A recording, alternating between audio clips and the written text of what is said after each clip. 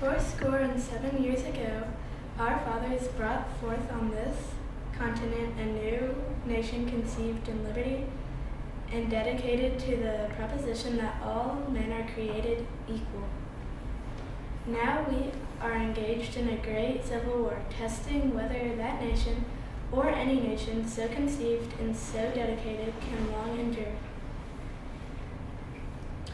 We are met on a great battlefield of that war. We have come to dedicate a portion of that field as a final resting place for those who here gave their lives that that nation might live.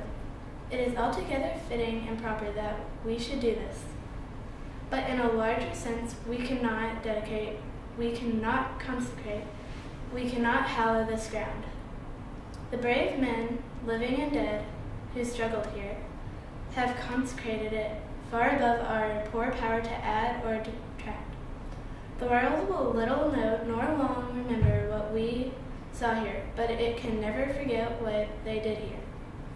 It is for us, the living, rather to be dedicated here to the unfinished work which they who fought here have thus far so nobly advanced.